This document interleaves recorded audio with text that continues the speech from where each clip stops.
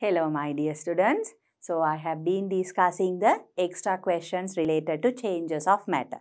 In the previous chapter also we discussed some questions. So I am going to continue with the extra questions here. Extra questions 8. An apparatus used by a group of students to collect a certain gas in the laboratory is shown below. So previously we saw they mentioned the gas. Here they have said certain gas. So that means you have to identify the gas. So look at the diagram, students. Now here you can see there's a Bunsen burner, then they have shown the boiling tube, substance X, so that's a solid substance, and then you can see the delivery tube, the beehive shelf, trough containing water, and the gas Y is being collected inside the gas using the downward displacement of water. So one thing downward displacement of water, other one you can see it is a combustion reaction. So when we see that, you are familiar with the three gases, hydrogen, oxygen and carbon dioxide. Out of these, hydrogen and carbon dioxide we collected using a chemical reaction. So hydrogen, metal and a dilute acid. Carbon dioxide, calcium carbonate and dilute acid like hydrochloric acid. And oxygen by the decomposition reaction of either potassium permanganate, potassium chlorate, potassium nitrate or even hydrogen peroxide. So hydrogen peroxide is the only one that is a liquid, but all other substances are solid, but it is a decomposition reaction. So for that only we need to provide heat. So from this part of the setup, you know it has to be oxygen gas. So by looking at the diagram, students, you should be able to get information. That is very important. So the first question, like I told you all, it is what is gas Y? So we have already identified it. What is it? Oxygen. So here we can write it as oxygen or you can write it as O2 gas. Anything is fine. Oxygen or O2 gas, you can say oxygen gas. Then identify substance X. Substance X, usually we use crystals of potassium permanganate. Like I said, it can be potassium chlorate or potassium nitrate. So here I will say crystals of potassium permanganate.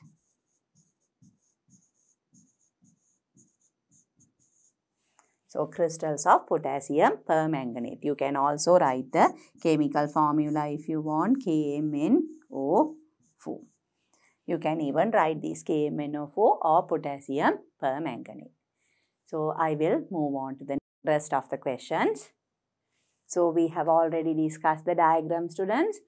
The third part, write two other substances that can be used in place of X. I have already mentioned this to you all. We can use potassium nitrate, KNO3, potassium chlorate, KClO3 or even hydrogen peroxide, that is H2O2. Although in the diagram they have shown a solid, you can also write hydrogen peroxide, that is a liquid. So here write two other substances, potassium nitrate is KNO3 and potassium chlorate is KClO3. Or else you can write hydrogen peroxide, that is H2O2. Then the fourth one. What is the name given to the method used to collect gas Y as shown in the diagram? So how do we collect it? Water is pushed down and the gas is collected over water. So that method is known as downward displacement of water.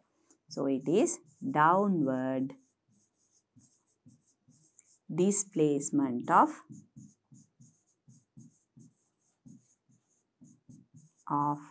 water. Then the next one. Briefly explain the concept behind the method you mentioned in part 4 above. What is that concept? Part 4, we have said downward displacement of water. How is that possible? Because oxygen is less denser than water, it will go above water, and because of that, water will be displaced down. So that is the concept behind the process. So there we can say oxygen gas is less denser than water. Therefore, it displaces water and collects above it. So that is why it is downward displacement of water. So I am sure students you can remember all these. With that, we'll move on to the next one. That is the 6th part. Write a simple activity to identify the gas you mentioned above. What is the gas we mentioned? It is oxygen. We identified it as oxygen. How do we identify oxygen? We take a test tube containing the gas and we insert a glowing splint. You have to remember that we hold a dry eagle or an incense stick to the Bunsen flame, and when it starts burning, the flame has to be put off, but the end has to glow. So then it is the glowing splint, and the glowing splint relights and burns, or rekindles and burns. Write a simple activity to identify the gas you mentioned above. Insert a glowing splint. That is important. A glowing splint into a test tube containing the gas.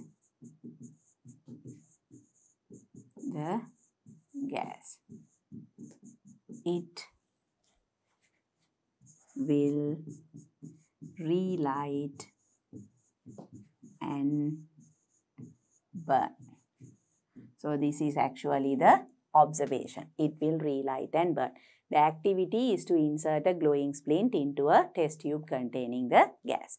If they ask you for the observation, you can say they will relight and burn. I have included that here, and that confirms it is oxygen gas. Then the next one. Briefly explain the observation scientifically. What is the observation? It will relight and burn. Why is that? Out of the 3 gases we discussed, oxygen is the supporter of combustion. So when there needs to be combustion, burning, there has to be the combustible substance, the supporter of combustion, and the ignition temperature. And oxygen is the supporter of combustion. So explain the observation scientifically. Oxygen is a supporter of combustion.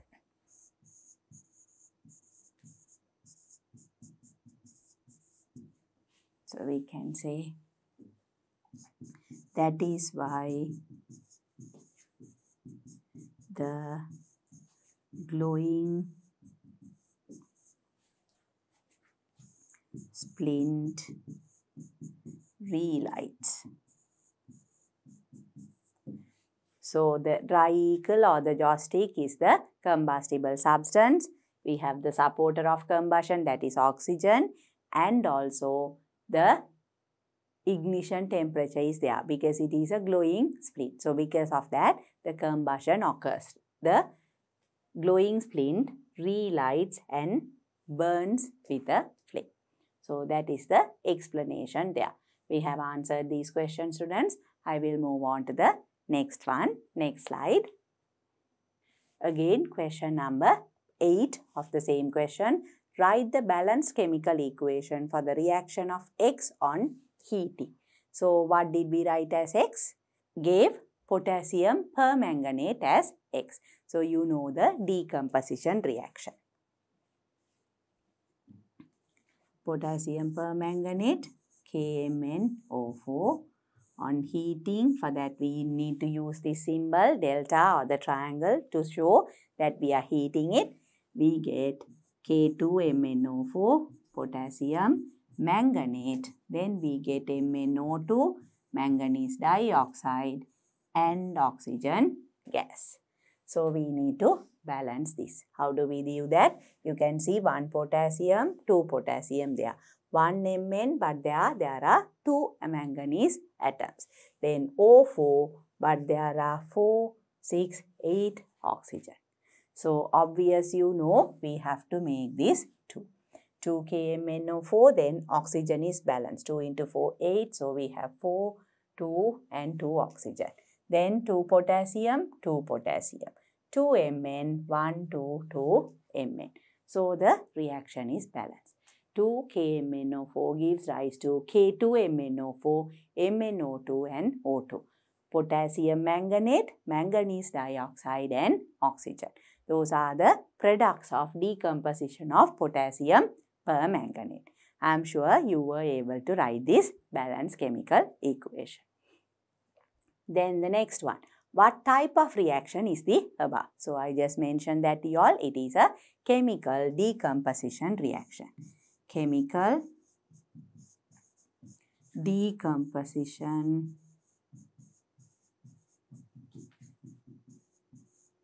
reaction. Then the next question. Write 2 uses of gas Y. Gas Y, oxygen, what are the uses? We use it for breathing. We inhale oxygen, so breathing of all living organisms. Then we have oxygen in cylinders. Who uses that? Deep sea divers, mountain climbers, space travelers, then patients in the hospital who are in need of oxygen. So for medical field also we use oxygen cylinders. Then there is the oxyacetylene gas that is used for welding, oxygen and acetylene. And also for the manufacture of sulfuric acid and nitric acid, we use oxygen. So there are many uses. You can write any 2 uses. I'll say used in oxyacetylene gas, or you can say flame, used for welding. Then I will say used as a raw material in the manufacture of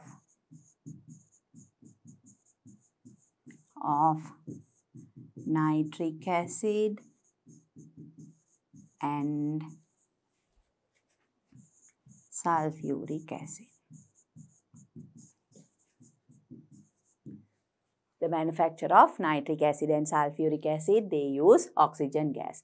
Then oxyacetylene flame, then to fill oxygen cylinders, for breathing, for all these purposes we use, and for combustion.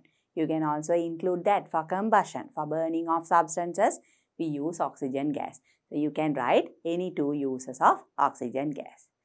So with that, students, I will move on to the next slide. Extra question 9. Select the suitable metal or metals when they have a brackets, and within brackets if they say S, so it can be just one metal as the answer, or it can be more than one metals from the list relevant to the observations given below. So there are some observations given and there are 4 metals given there: copper, sodium, magnesium, iron. And here you all know the order of reactivity. Sodium is more reactive, then magnesium, then we have iron and copper. That is according to the activity series. So in relation to that, you all are familiar with the reactions. Reactions with air, reactions with water, reactions with acid, and also the displacement reaction. So the first question, does not react with cool water. What are the elements that do not react with cool water? If you remember, students, in the lab, we did the reaction of sodium with cool water. It was a violent reaction. But magnesium doesn't react with cool water. And all the other metals, iron and copper, they are below magnesium. And copper does not even react with hot water. So you all know magnesium, iron, copper, all of them do not react with cold water. So here we have to say magnesium, iron and copper. But sodium reacts violently with cool water. You are familiar with that. And because iron and copper don't react only, we are able to use iron and copper to make so many objects that we use in our day-to-day life. That comes in contact with water, normal room temperature water, but there is less reaction or no reaction at all when it comes to copper. Then second one, reacts with hot water to produce its hydroxide and liberates hydrogen gas. It reacts with hot water to produce its hydroxide and liberates hydrogen gas. What is that metal? Sodium already reacts with cool water, but we don't try the reaction of sodium with hot water because it will be very violent. It can lead to explosion. So hot water, magnesium reacts with hot water. So here it is magnesium that reacts with hot water. How about iron and copper? Now you can remember, students, iron reacts with steam on heating and forms the iron oxide Fe3O4. But it does not react with cool water or hot water. Same goes for copper. Copper does not react with cool water or hot water or even steam. Copper does not react with any of those. So iron reacts with steam. Copper does not react with any three of those substances. So then the next one. Reacts very fast with air. Now out of all these four metals, sodium is the only one that reacts very fast with air. Magnesium reacts, but it takes a long time. We have observed that. So it is sodium. Sodium reacts very fast with air. So I am sure, students, you were able to write the correct metals for the observations given there. We will move on to the next question. Extra question 10. In that, the first one, write the balanced chemical equation for the reactions given below and identify the type of reaction. So you need to write the balanced equation as well as identify the type of reaction, whether it's chemical combination, chemical decomposition, single displacement or double displacement. The first one. You have to remember the products also, students. Magnesium with hot water. What is that reaction? You can remember magnesium Mg with water H2O gives rise to MgOH twice magnesium hydroxide and liberates H2 gas. Is this balanced? One magnesium, there is one oxygen, there are two oxygens here. There are two hydrogens, but here you can see 4 hydrogens there. So what do we need to do? We need to put a 2 in front of this. So now there are 4 hydrogens, 4 hydrogens and 2 oxygens there. So now the reaction, the chemical equation is balanced. And what type of reaction is this? Now magnesium has displaced hydrogen from its compound. So it is a single displacement reaction. So here I'll say single displacement reaction. We can just say single displacement, or you can completely write it as single displacement reaction.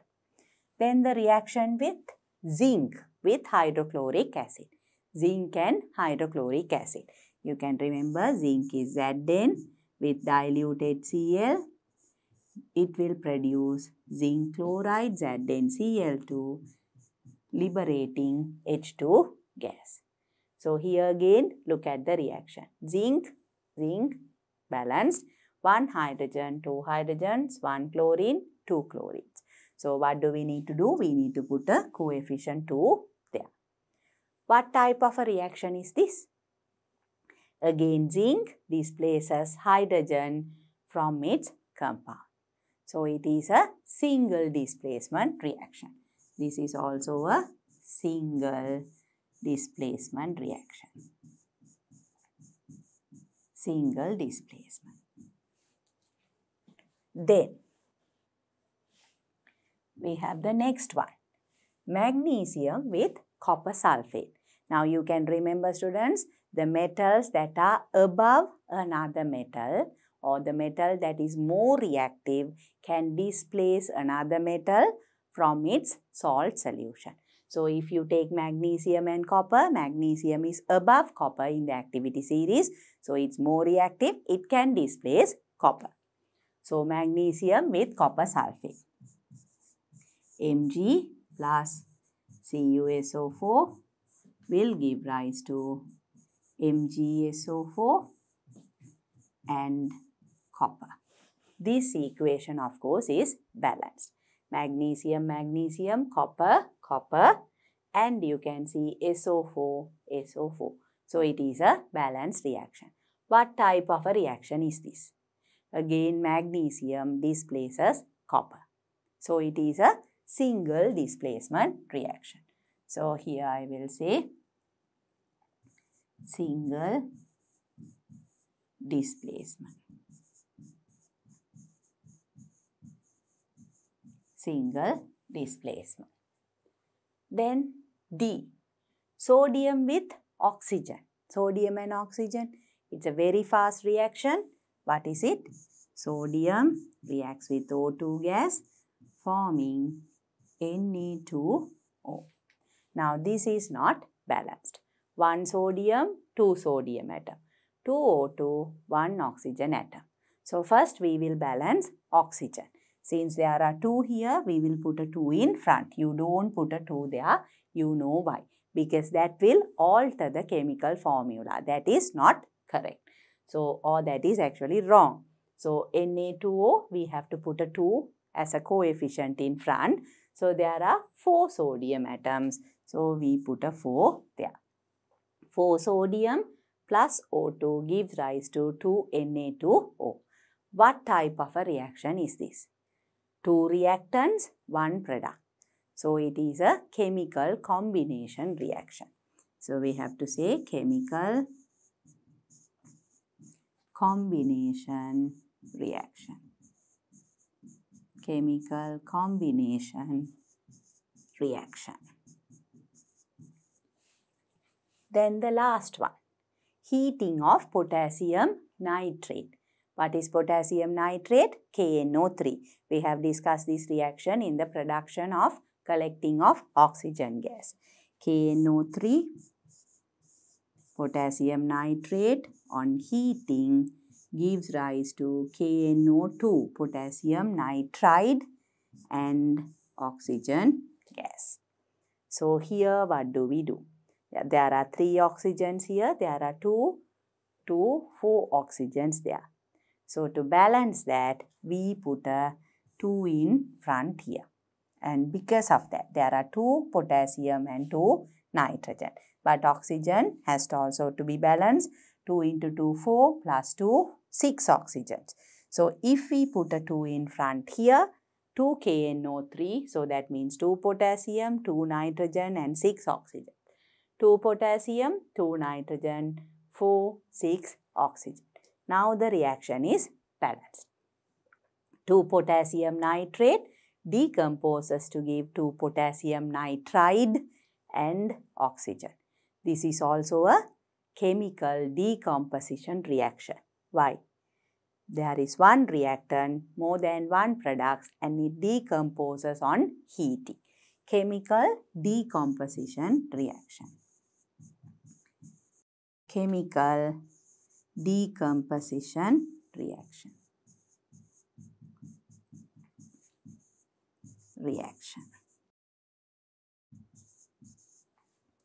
So, I am sure you were able to answer all these. Magnesium with 2H2O, magnesium hydroxide plus H2, single displacement. zinc with hydrochloric acid, Zn plus 2HCl, ZnCl2 plus H2, that is a single displacement. Then magnesium with copper sulfate, CuSO4, magnesium sulfate plus copper, that is also single displacement. Then 4 sodium with O2 oxygen, 2 Na2O, that is sodium oxide, that is a chemical combination reaction, and 2 KNO3 decomposes to give 2 KNO2 and O2. That is a chemical decomposition reaction. So these are the reactions. We have written the balanced chemical equation and we have identified the type of reactions. So I am sure you all were also able to do that, students. Then with that, I will move on to the next slide. Extra question 11.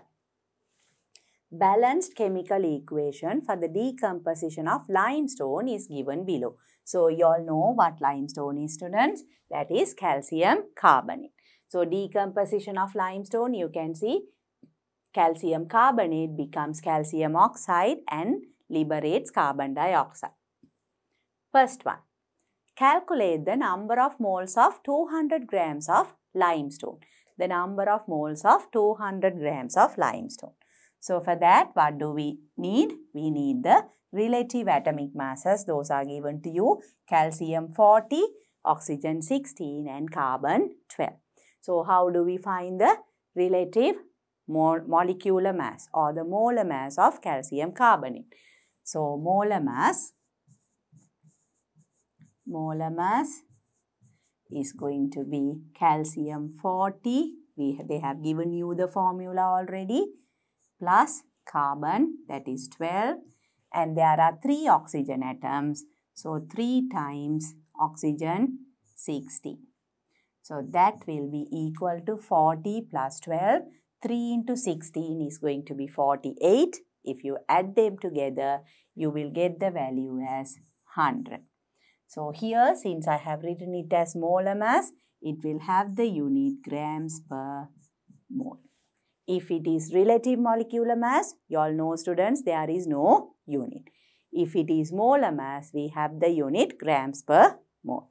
So if you want the calculation, you can do it 3 into 16, 48 plus 12, that is 60 plus 40, 100 grams per mole. So then, we need to calculate the number of moles. How do we do that? Moles equals mass over molar mass. That is why I calculated it as molar mass, giving the unit. So what is the mass?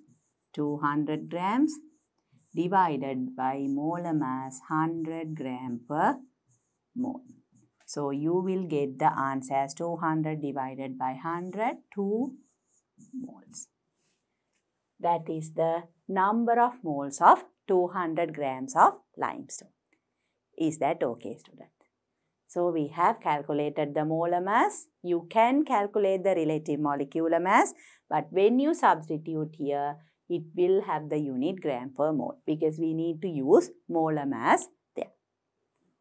So then the second one, calculate the mass of calcium oxide produced when 200 gram of limestone is completely decomposed. So that is why we need that equation. I will rewrite it again. Calcium carbonate decomposes to give calcium oxide and liberates carbon dioxide. You know the ratio. 1:1. So calcium carbonate gives rise to 1 calcium oxide and CO2. So we calculated the mass of this as 200 grams. They have said calculate the mass of calcium oxide produced when 200 gram of limestone is completely decomposed. So if it is 200 grams, we have calculated it as 2 moles. So if this is 2 moles, what is the number of moles of calcium oxide? This is the ratio, no, students? You all can remember when we balance the equation, the ratio is the ratio between the coefficient in front of the molecule or the reactant and the product. So this is 1, this is 1. So if this is 2 moles, calcium carbonate 2 moles, we will get 2 moles of calcium oxide. So then what do we need to do? Here they have asked, calculate the mass of calcium oxide.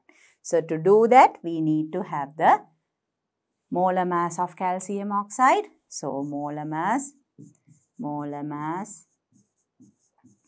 of calcium oxide. What is that? Calcium was given to us as 40 and oxygen was given as 16. You can remember that.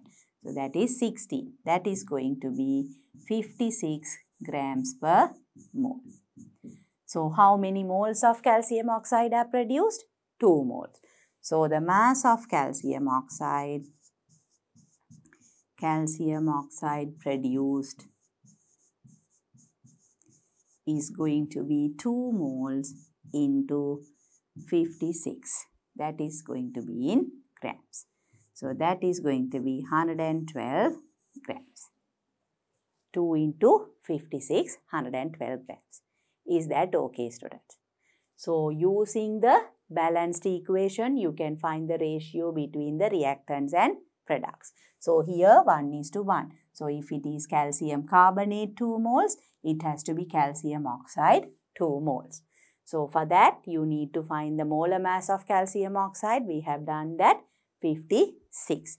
And to find the mass of calcium oxide, we multiply the number of moles by the molar mass.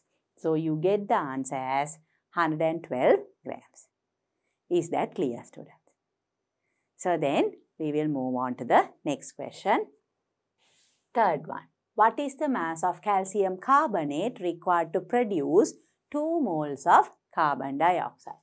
Again, the equation is given to you, but I will rewrite it again. Calcium carbonate gives rise to calcium oxide and carbon dioxide. Now, this is also 1:1. So, if we have what is the mass of calcium carbonate required to produce 2 moles of carbon dioxide. So, if this has to be 2 moles, this also has to be 2 moles. Now, we already calculated. In the question, they gave the mass of calcium carbonate as 200 grams and we calculated the number of moles as 200 grams. So, 2 moles is 200 grams. So, the question is, what is the mass of calcium carbonate? So, here we can say mass of calcium carbonate needed is equal to 200 grams. So, normally, if they haven't given this, if we haven't calculated the number of moles, you have to do the calculation, students. You know, for 2 moles of carbon dioxide, you need 2 moles of calcium carbonate. So, that means you multiply 2 moles by the molar mass of calcium carbonate. That also we calculated as 100. So, then you will get the answer as 200 grams. But since we have already done the calculation and the information was given to us, we can directly write the answer. Is that clear? So, I am sure students you would have answered all these questions correctly. With that, I will move on to the next question. Extra question 12. Explain the following scientifically. First one, platinum is found in its native form in nature, but potassium is not found in its native form in nature. What is the reason? Now you can remember that.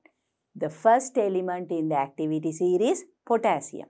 Potassium, sodium, calcium, magnesium, it goes on. And platinum is one before the last. Platinum, gold. So, potassium is a highly reactive element. It does not exist as native element. It only exists as compounds in nature. Whereas, platinum is a native element. Why? Because it's very, very less reactive. So, because of that, it exists as native element. So, that is what you need to explain here. Platinum is very less reactive, therefore it exist as native metal. But potassium, that is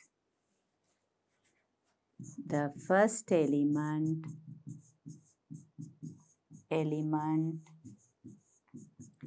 in the activity series,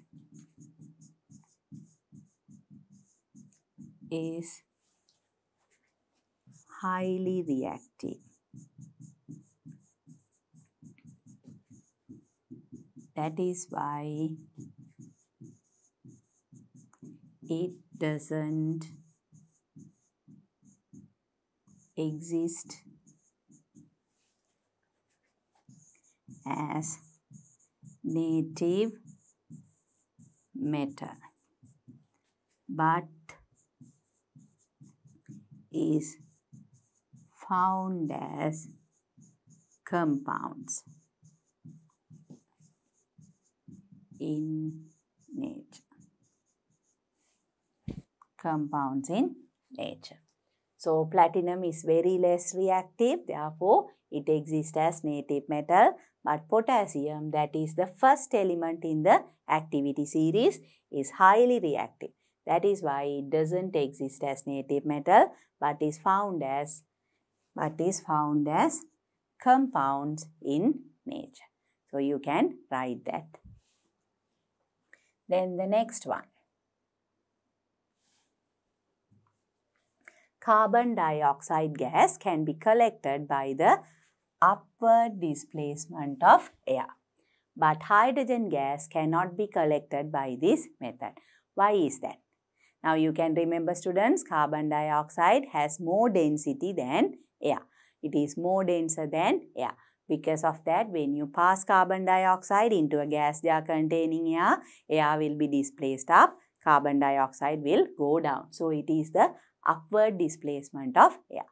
But when you take hydrogen, hydrogen is less denser or lighter than air, lightest gas, we discussed that.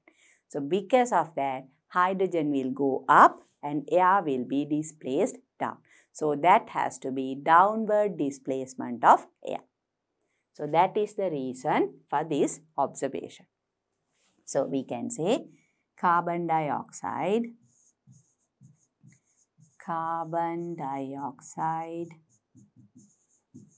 is more denser than air. Therefore,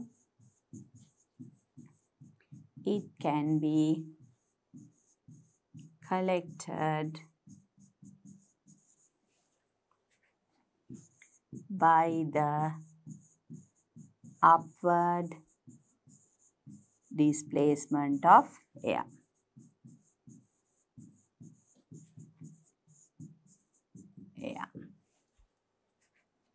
But hydrogen gas is less denser than air. That is why it cannot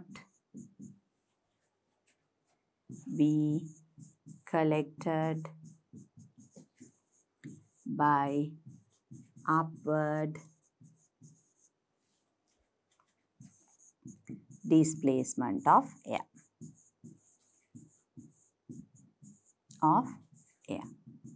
You don't have to mention that it can be collected by downward displacement of air, because the question is to explain this observation. It says hydrogen gas cannot be collected by this method. So it cannot be collected by upward displacement of air because it is less denser than air. So if we say carbon dioxide is more denser than air, therefore it can be collected by the upward displacement of air. But hydrogen gas is less denser than air. That is why it cannot be collected by upward displacement of air.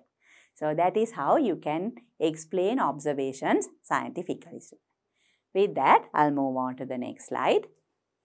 Third one, special methods are not necessary to store magnesium in the laboratory. Why is that? Magnesium does react with oxygen in air, but what happens?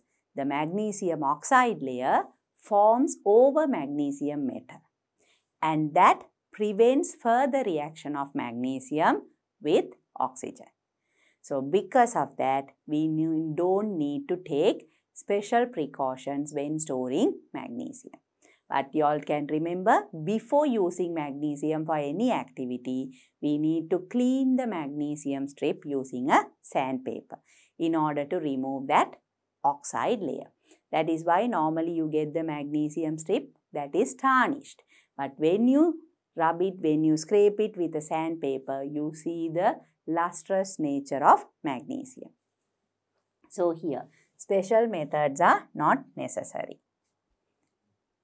to store magnesium in the laboratory. So here we can say magnesium reacts slowly with oxygen in air, and the magnesium oxide layer forms over the metal. This prevents further reaction of magnesium with air.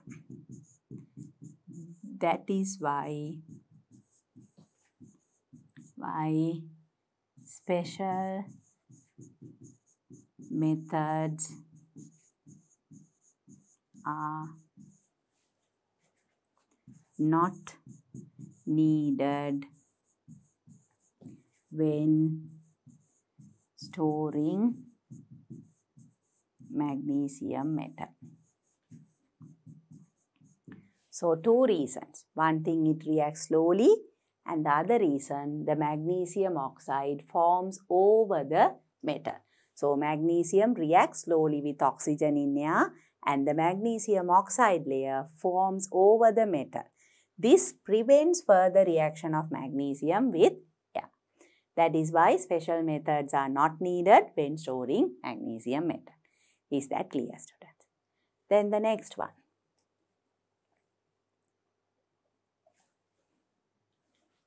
A solution of lime water becomes milkier when carbon dioxide is passed into it, and the solution becomes colorless when carbon dioxide is passed continuously. We have seen this observation. What happens there? What is lime water? Slake lime, calcium hydroxide. It is a colorless solution, and when you pass carbon dioxide into it, what happens there? It forms calcium carbonate and water. And calcium carbonate doesn't dissolve in water. Because of that, the solution becomes milkier. But when you keep on passing carbon dioxide, calcium carbonate, water and carbon dioxide react to form calcium bicarbonate. That dissolves well in water. Because of that, the milky color disappears, or the solution becomes colorless again. So that is the explanation that you have to give here. I will also write the equation just to show you all, just for you all to recall what we have discussed. So we have calcium hydroxide, that is lime water. When you react that with carbon dioxide, so the products are calcium carbonate and water. This calcium carbonate is not soluble in water.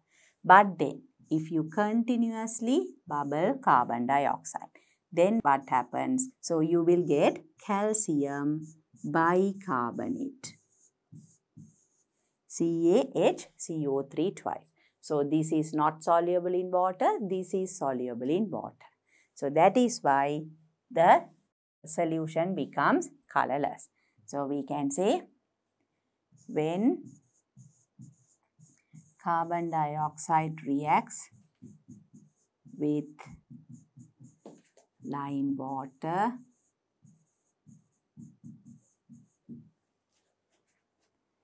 calcium carbonate is formed. This is not soluble in water. That is why the solution becomes milkier. But when more carbon dioxide is passed, calcium bicarbonate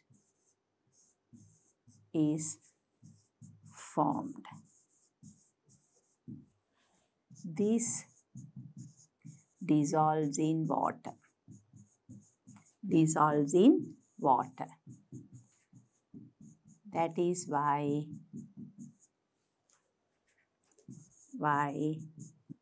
the solution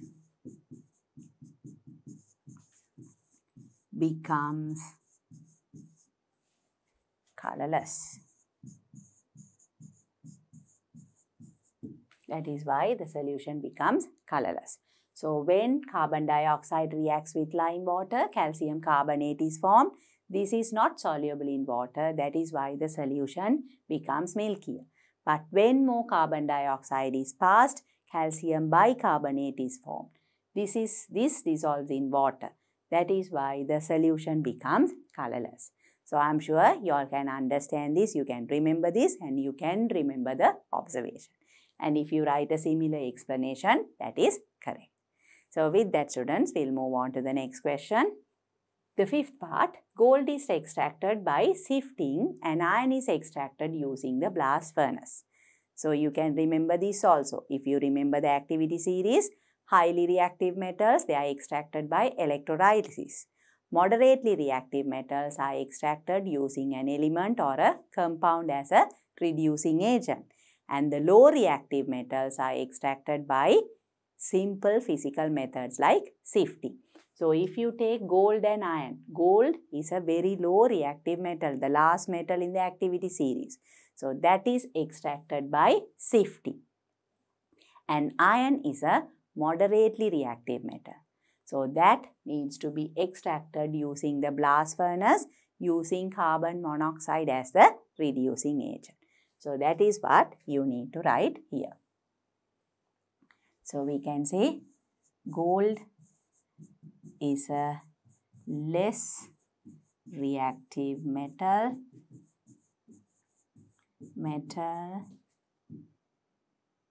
and, or we can say that is why it exists as native metal. It is separated from its impurities by sifting. But iron is moderately reactive.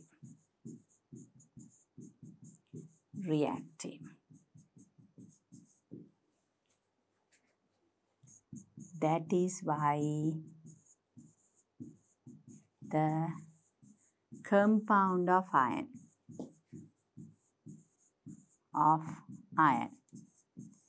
you all can remember the compound of iron, students. What is that? Compound of iron, hematite, that is Fe2O3, is reduced by a compound. What is the compound? It is carbon monoxide in the blast furnace. So if you want, you can also include and say, because it is moderately reactive, it does not exist as a native metal, but it exists as a compound. I have not written that, but here I have mentioned it has to be separated from the compound. So either way, you can give the explanation. So if we go through the answer again, gold is a less reactive metal, that is why it exists as native metal. It is separated from its impurities by sifting. But iron is moderately reactive. That is why the compound of iron, that is hematite, is reduced by a compound, that is carbon monoxide, in the blast furnace. Is that clear to you all, students? So those are the scientific explanations for these observations. So with that, we will move on to the next question. Extra question 13. Write one difference between physical changes and chemical changes. What are the differences between physical changes and chemical changes? In physical change, there is an arrangement of constituent particles taking place from one physical state to another. That is a physical change, or a solid lump substance to a powdered substance. So that is the physical change. But in a chemical change, new substances are formed from existing substances. That does not happen in a physical change. And in a physical change, only the arrangement of particles changes, but there is no change in chemical properties. Whereas in a chemical change, both physical and chemical properties of the reactants changes when they become products. So you can write any one of those differences. So here I will say both chemical and physical properties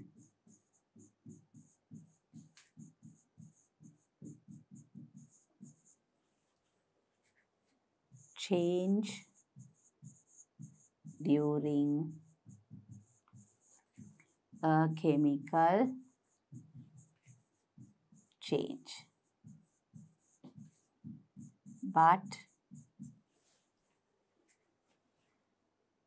the chemical properties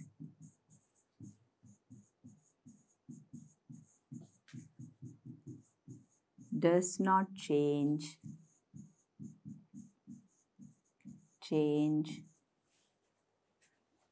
during a physical change.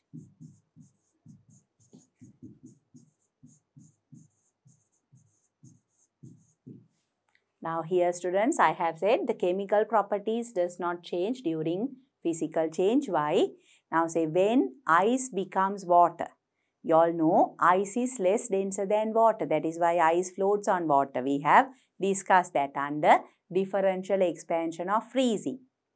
So then you know when ice becomes water, water becomes steam, there is a change in their physical properties.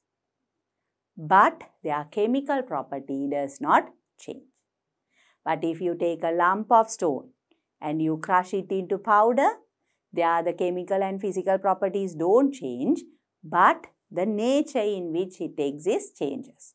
So either way, chemical properties never change when there is a physical change. But during a chemical change, both physical and chemical properties change. Is that clear to you all? So then, the second one. The second question.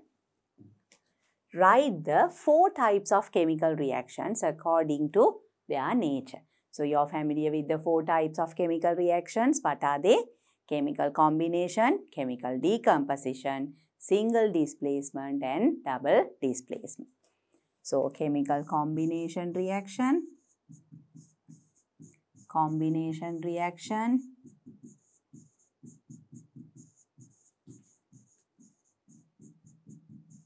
What happens here? Either elements, compounds, or elements and compounds are the reactants. They combine and form only one product. Then we have the chemical decomposition reaction. Chemical decomposition reaction. In a chemical decomposition reaction, what happens? One compound is there that decomposes to form either compounds, elements, or both compounds and elements. Then we have the single displacement reaction. Single displacement reaction. Single displacement reaction. What happens here? One reactant is an element, the other one is a compound. The element displaces one of the elements from the compound. So that is single displacement. Then double displacement reaction. Double displacement reaction.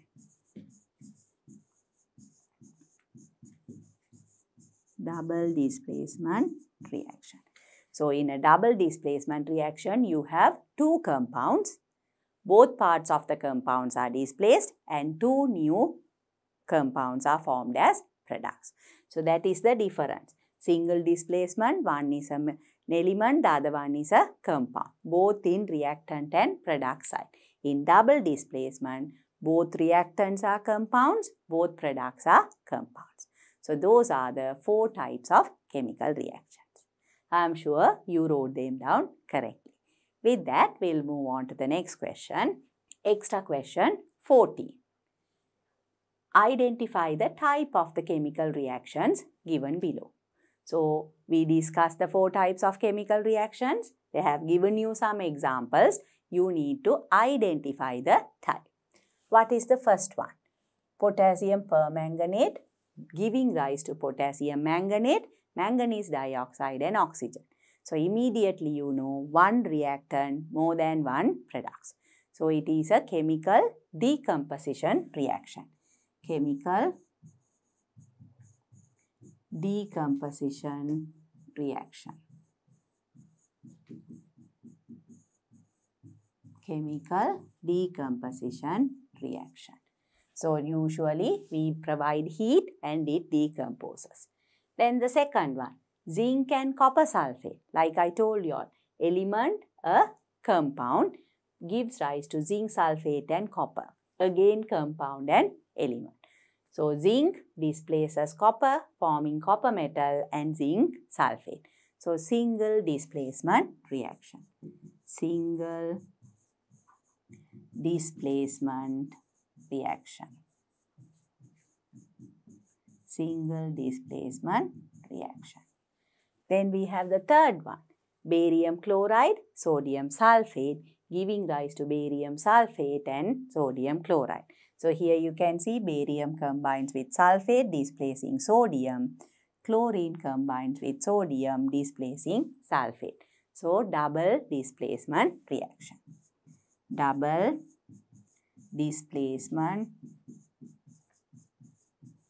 reaction. You can even leave out the reaction part, students, because you are identifying all the reactions, but I am writing the complete answer. And also here you can see both are compounds, both are compounds.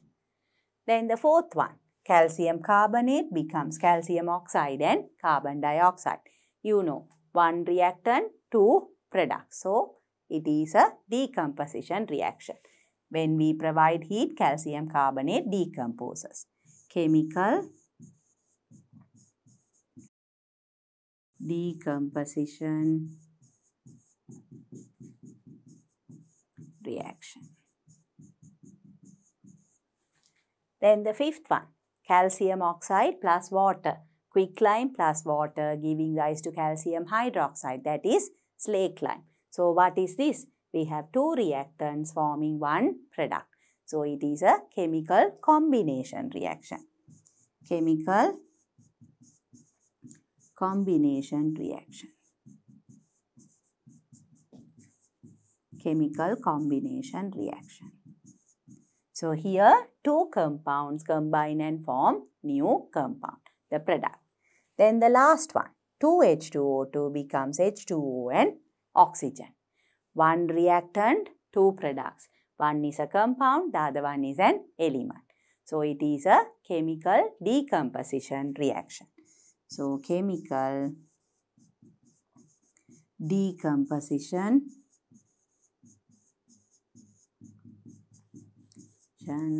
reaction. So potassium permanganate undergoes chemical decomposition forming those substances. Zinc and copper sulfate single displacement. Barium chloride and sodium sulfate double displacement. Calcium carbonate again chemical decomposition. Calcium oxide and water, it is chemical combination. And hydrogen peroxide giving water and oxygen, that is also chemical decomposition reaction. So I am sure students, you would have identified all these types of reactions correctly. So with that students, I am going to end this chapter, and in the next chapter also I will discuss some more extra questions with you all.